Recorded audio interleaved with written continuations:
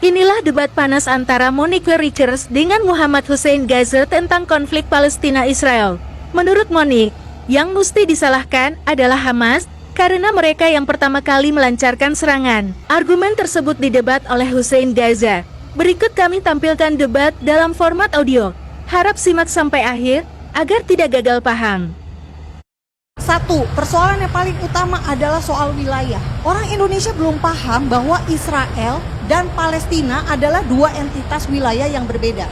Israel berkuasa di wilayah mana? Ada wilayahnya sendiri. Palestina berkuasa di wilayah mana? Ada wilayahnya sendiri. Palestina di mana? Tepi barat dan di Gaza. Nah, yang aneh dalam konflik terakhir, kenapa bisa gitu ya? Lokasi kericuhan, kerusuhan terjadinya di Masjid Al-Aqsa, yang adalah lokasinya di Yerusalem. Gaza yang menyerang Israel. Kenapa bisa gitu loh? Jaraknya 76 km nih, Yerusalem ke Gaza. Kenapa konfliknya, lokus peristiwanya terjadinya di Yerusalem Timur, tetapi yang bereaksi adanya di Gaza? Mungkin ini bisa dijawab oleh Mas Hussein nanti. Kenapa tiba-tiba ikut-ikutan? Ibaratnya ya, terjadi sesuatu di Kalimantan, tetapi kemudian yang ramenya di Jakarta. Oke, pertanyaan Sampai Anda situ langsung dulu, saja. Mbak. Kita Langsung ditanggapi, tanyakan Mas ke Pak Hussein. Hussein. Ya, sebetulnya pertanyaan itu sudah menjawab pertanyaan sendiri ya. Kalau orang di Kalimantan, kemudian mereka dizolimi, ditindas oleh penjajah, dan mereka nggak bisa berbuat apa-apa. Apakah orang Jawa akan diam saja? Nggak mungkin. Dia akan bergerak, dia akan melawan, karena mereka merasa satu entitas, satu negara. Kalau orang-orang Jawa juga diem, nah ini dipertanyakan nasionalismenya. Itu yang terjadi sebetulnya di Palestina. Ketika orang umat Islam sedang beribadah, lagi baca Quran, lagi sholat di masjid, diserbu oleh kepolisian, diblokade, kemudian dilempari gas air mata. Wajar warga Gaza marah, karena itu juga saudara-saudara kita, itu masjid kita. Ya, Mas Hussein, saya klarifikasi dulu nih. Ini kita belajar sedikit sejarah ya. Waktu itu ada perang Arab Israel tahun 1948. Israel merdeka 14 Mei 1948, dan Israel langsung diserbu 5 negara Arab, dan kelima negara Arab itu akhirnya membagi tanah yang seharusnya menjadi negara Arab Palestina. Gaza dikuasai oleh siapa? Mesir. Tepi barat, Yerusalem Timur dikuasai oleh siapa? Yordania. Tidak pernah Palestina mendapatkan haknya. Kenapa ada konflik tahun 1948? Kita baru hebohnya sekarang.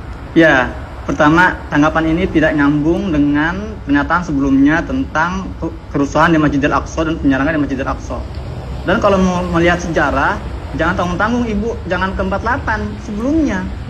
Kok bisa gitu loh ada Israel di Palestina? Kenapa ada entitas baru di Palestina yang tadinya damai? Oke, mari kita ulas sesuai permintaan Mas Hussein.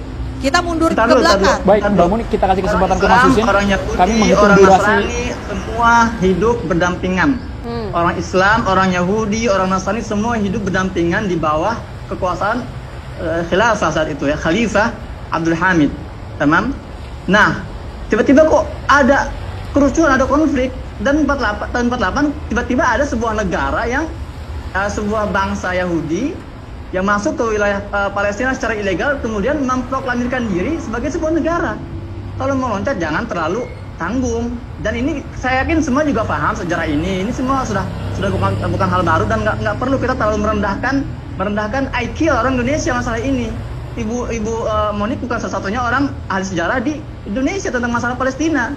Jangan terlalu merendahkan bangsa sendiri. Ini kurang tepat bagi saya. Jadi Mas Hussein, maaf, saya tidak merendahkan bangsa Indonesia. Saya justru sangat menghargai. Karena itu saya tidak ingin bangsa kita ini berlarut-larut masuk dalam konflik yang sebetulnya ada dasar sejarahnya. Harusnya kita tahu dulu kenapa ada bangsa Israel. Bangsa Israel itu merdeka bukan karena mereka memerdekakan dirinya dengan begitu saja, tetapi ada dasar resolusi dari PBB. PBB lah yang membagi dua tanah menjadi Arab Palestina dan Yahudi Palestina pada tahun 1947. Dan kemudian 33 negara setuju pembagian tanah tersebut, 13 negara tidak setuju. Umumnya mayoritas Arab. Israel tidak menyerang Masjidil Aqsa. Al-Aqsa tidak diserang.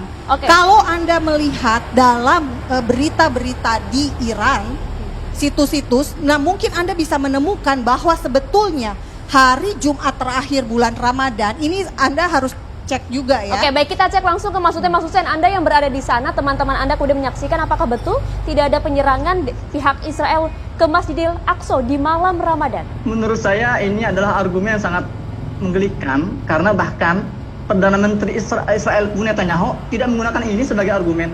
Netanyahu tidak pernah mengatakan kami tidak pernah menyerang Al-Aqsa. Tapi tiba-tiba Ibu Monik mengeluarkan statement ini dari mana dasarnya?